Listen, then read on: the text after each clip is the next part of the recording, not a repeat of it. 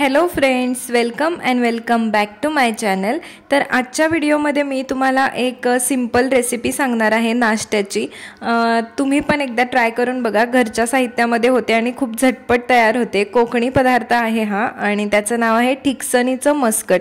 नाव तसं अवघड आहे पण रेसिपी खूप सोपी आहे। मी सुद्धा ही रेसिपी यूट्यूबवरच पाहिली होती आणि तेव्हापासून मी नेहमी बनवते।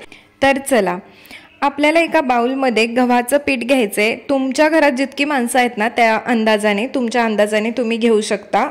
तर गव्हाचं पीठ घ्यायचंय आधी, त्यानंतर ओला नारळ असतो त्याला मिक्सरमध्ये बारीक करायचंय आणि ते त्याच्यामध्ये ॲड करायचंय। असं म्हणजे कन्सिस्टन्सी बघा तुम्ही, थोडंसं पातळ असलं तरी चालतं। त्यानंतर त्याच्यामध्ये हिरवी मिरची टाकायची आपल्याला आणि तुम्ही कट करून टाका किंवा मिक्सरला बारीक करून टाकलं तरी चालतं। तर मी असंच टाकते कट करून। आणि त्यानंतर कोथिंबीर ॲड करा तुम्हाला पाहिजे तेवढी। मला खूप आवडते कोथिंबीर म्हणून मी थोडीशी जास्त वापरते ह्याच्यामध्ये। तर धिरडं बनवतो आपण, माहिती आहे ना, तर तसंच आहे हे। ह्याच्यामध्ये फक्त नारळाचं, ओल्या नारळाचा किस आहे ना तो फक्त असतो ॲड केलेला, बाकी काही विशेष नाही आहे। त्यानंतर आपण ह्याच्यामध्ये हे टाकायचंय, ओवा जरासा हातावर क्रश करून टाकायचा। त्यानंतर थोडीशी हळद, नमक टाकायचे आणि तुमच्या आवडीप्रमाणे तुम्ही काही पण ॲड करू शकता, मसाले वगैरे करायचे असले तर। पण हे सिंपल असं छान लागतं, ह्याच्यामध्ये जास्त काही मसाले आणि स्पायसी गोष्टी नको आहेत, त्याच्यामुळे मी एवढंच ॲड करते। आणि माझ्या एका हातामध्ये मोबाईल आहे आणि दुसऱ्या हाताने मी ते मिक्स करते। सो डिरेक्टली मी तुम्हाला आता हे बघा कन्सिस्टन्सी दाखवते। तर अशी कन्सिस्टन्सी पाहिजे आणि त्याच्यामध्ये लम्प्स नको आहेत, धिरड्याला जसं असतं ना तसंच त्या पद्धतीने। आणि त्यानंतर पॅनला तेल लावून घ्यायचे पॅनला आपल्याला आणि त्याच्यानंतर त्यावर डोस्यासारखं ते सोडायचं आहे। आणि दाखवते मी तुम्हाला पुढं कसं ते।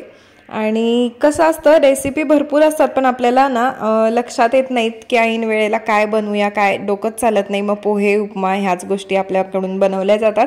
सो असं इझी आहे आणि बनवू शकतो आपण नाश्त्याला आणि खूप लवकर होतो हा पदार्थ, त्यामुळे ना। आणि खायला तर खरंच खूप टेस्टी लागतो बरं का। मला तर ह्याच्यासोबत चटणी वगैरे नसली तरी चालतं, मी तर कोरडं पण खाऊ शकते। तर असं आहे। आणि दुसरीकडे ना मी सूरजला आवडतं जास्त चटणी, सो म्हणून मी चटणी बनवतीये। तर एका छोट्या आणि एकदम सिंपल ह्याच्यामध्येच खोबरं जे उरलं होतं त्याचीच मी चटणी बनवणार आहे। आणि डिरेक्टली मी तुम्हाला हे दाखवले कारण की काय झालं, ते तडका देताना ना कॅमेऱ्यावरतीच ते उडलं, त्यामुळे ते क्लिअर आलं नाही, म्हणून मी डिरेक्टली दाखवले। तर हे बघा, एका बाजूने खरपूस भाजून घेतले आपण आणि दुसऱ्या बाजूला हलकं गरम होईपर्यंत ठेवायचं आणि झालेला आहे आपला रेडी पदार्थ। आणि इतका कुरकुरीत आणि क्रंची मस्त होतो ना। तर ह्याच्यामध्ये तुम्हाला पाहिजे तर तुम्ही रवा पण टाकू शकता, पण मी नाही टाकलेला आणि खूप टेस्टी बनतो। फक्त 5 मिनिटांमध्ये तयार होणारी एकदम सोपी रेसिपी आहे।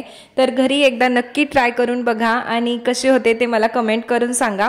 आय होप तुम्हाला माझी आजची रेसिपी आवडली असेल तर व्हिडिओला नक्की लाईक करा। चॅनलवर नवीन असाल तर चॅनलला सबस्क्राईब करा आणि भेटूया आपण पुढच्या एका व्लॉगमध्ये। तोपर्यंत स्वतःची काळजी घ्या। व्हिडिओ शेवटपर्यंत पाहण्यासाठी खूप खूप thank you and okay friends, bye bye.